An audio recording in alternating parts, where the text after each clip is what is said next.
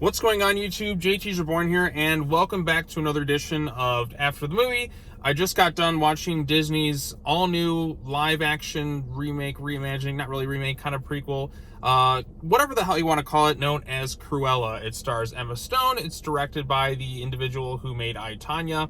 Who else is in it? Emma Thompson. And then a few other actors kind of show up. There's that guy who played Stingray and Richard Jewell as well, and really kind of a bunch of other people I had not quite heard of. But this is basically like Disney's version of Joker with Joaquin Phoenix, but this time they have Cruella. They take one of Disney's most iconic villains, and you could argue Cruella is kind of their first real big, great Disney villain.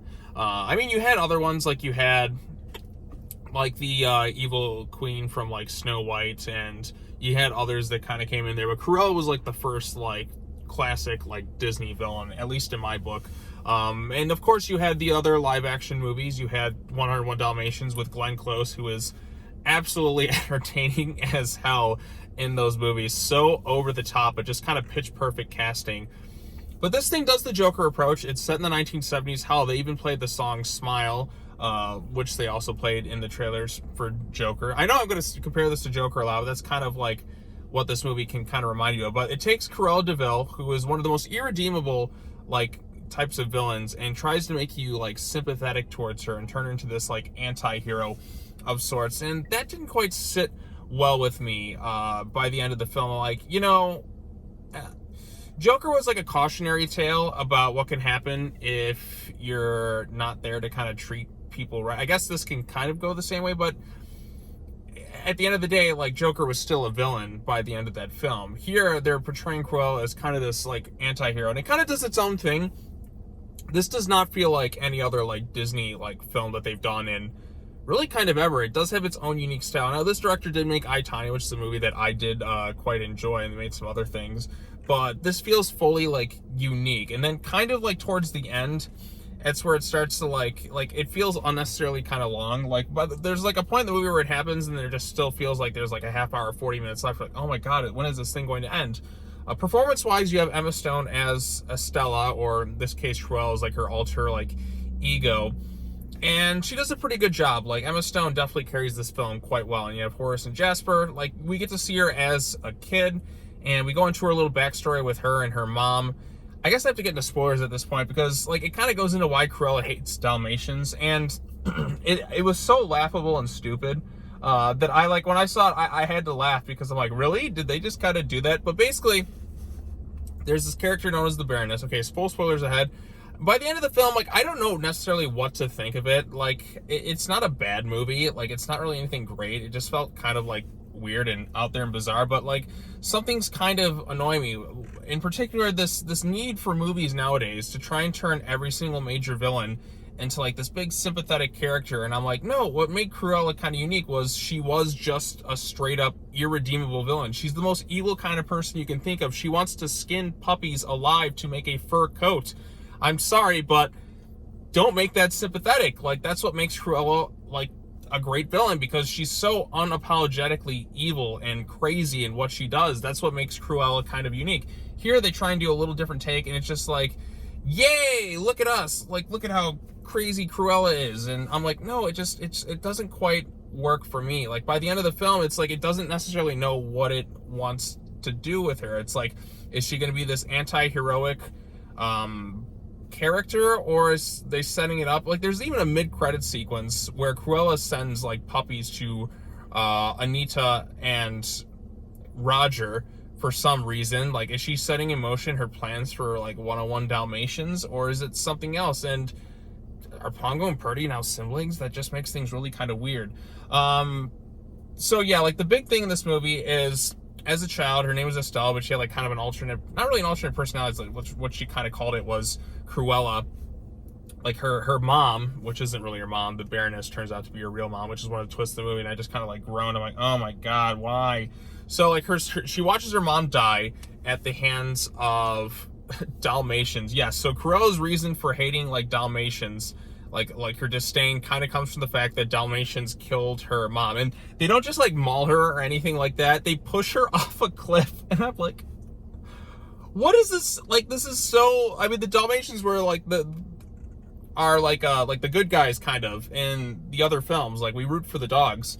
But no, not this time around. Like, the Baroness, like, blows her whistle and pushes, like, Cruella's mom, like, off a cliff. Like, what the hell? Like, it was so laughably stupid. Like, I'm like, oh my God, like, what are we even doing here? So yes, Cruella's reason for hating Dalmatians is they killed her mom, but it turns out, like, her real mom is the Baroness, who's just, like, this bitch. That's the only way to kind of put it. And so, like, she joins her little fashion thing, and she sees that she has, like, this heirloom thing. She's like, okay, I'm gonna get revenge on you after what happened with my mom. And she tries to compete with her. She goes in as Estelle, and she has, like, this alternate, like this, people are like, who is this Cruella? I'm like, how does the Baroness not, or whatever her name is, like, not realize that they're the same person? Like, yeah, she changes the wig, but, like, they have their conversation. I'm like, how do you not know this is the same character? Are you really that stupid? But yeah, there's kind of a lot of stupid in this film. And again, they try and portray Cruella as this kind of anti-hero, and I just don't know what it was kind of going for. And even by the end, it's like, are we setting up for a 101 Dalmatians movie? In which case, like, you're setting Cruella up as this anti-hero of sorts, and it just doesn't sit with me. I'm so kind of over this trend of making Disney villains, like, sympathetic. I just want them to be kind of unapologetic. Well, what are they going to do next? Is it going to be, like, who else? Ursula is going to be the sympathetic villain. Maleficent, they did the same thing, and it wasn't very good. This is a better movie than Maleficent, or I never saw the sequel. But it's just kind of gotten to the point where I'm just like, I just want my Disney villains who are unapologetic to remain unapologetic. Like, everyone's just so, like, afraid to have villains be villains. We always need kind of this explanation. No, sometimes you need people that are just kind of inherently just pure evil. Now, sympathetic villains can work. Look at Mr. Freeze in Batman, the animated series. Like, that's a really well done sympathetic villain whose life was just thrown into tragedy, and he just wanted to, like, you know, help his wife. And, like, you can understand that. Like, he was clearly done wrong in that situation, and it set him off. So, okay, that's one thing. But here it's like Cruella, she skins dogs and makes fur coats out of them. I can't like this character. Like, and she's so inherently evil. Like, when she does that, like, she's gonna kidnap and do all these terrible things to these Dalmatian puppies because she's crazy. So that's kind of the reason I like the other live action, like, 101 Dalmatians movie a bit more, at least the way, like, Cruella was portrayed in that case by Glenn Close. And the sequel got really kind of weird, 102 Dalmatians, but I haven't seen that one in a long time. Not very good, but Glenn Close is still kind of entertaining. So overall consensus, Emma Stone's good. This has a unique style to it, and it feels very distinct from all the other Disney live action films that they've done. And in some ways it is kind of interesting, but, like, by the end of it, I'm just kind of left wondering, like, what was kind of the end goal of this movie? Yeah, Emma Stone's good in the role, but, like, the way they kind of portray Cruella, it just didn't kind of sit well with me.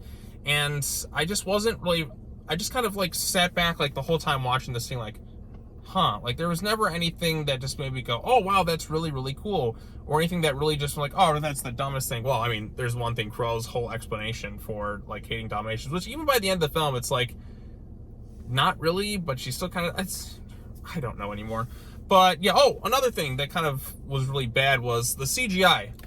Most of the dogs, most of the time, are CGI, and I can understand for certain instances, but, like, other times it's so, like, distracting, like, and it just kind of takes you out, because, like, you have this kind of grounded, like, 1970s period piece in London for the most. I mean, it's not really fully grounded. Like, there's one part where Cruella lights a match and sets her dress on fire, and it just evaporates, and she's already, like, all stylistic and stuff, and I'm left wondering, like, why does she not have third-degree burns?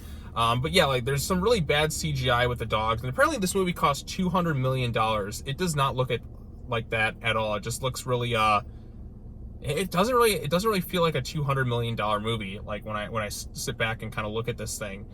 I guess it's cool that I got to see it. Like I said, I've seen the other 101 Dalmatians movies. Like, I just watched the animated film, like, the other day. Probably gonna go ahead and revisit the 1996 film again, because I quite like that film.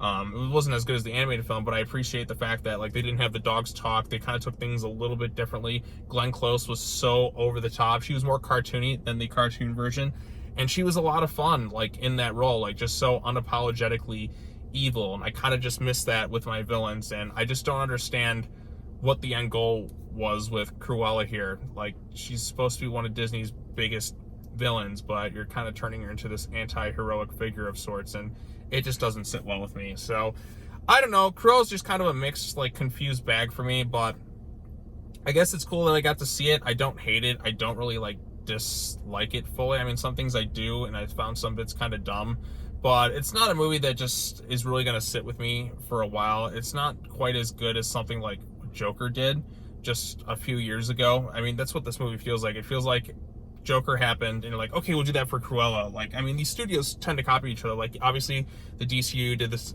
the whole shared universe thing, and try to mimic Marvel's success, and it didn't quite work. Now Disney is trying to mimic like Warner Brothers' success with Cruella, and I don't think the results quite worked for me personally. But I don't know, I'm just kind of mixed overall on this movie. Like, I didn't despise it or anything like that. I just was like, whatever. So it's whatever. But anyways, what did you think of Disney's Cruella? Did you like it? Did you dislike the movie? Let me know what you thought of it in the comment section down below. Be sure to hit that bell for notifications. Subscribe to the YouTube channel for more content. I'm going to be trying to review A Quiet Place 2 this weekend. I'll probably go see that thing tomorrow since I watched Cruella today. And yeah, got more stuff coming up. So yeah, thanks for joining me, everybody. Let me know what you thought of it in the comment section down below. Subscribe, hit the bell, all that other stuff. So yeah, that's all I got to say. Thank you all so much for watching this. Take care now. Bye-bye then, and I will see you all in the next video. Peace.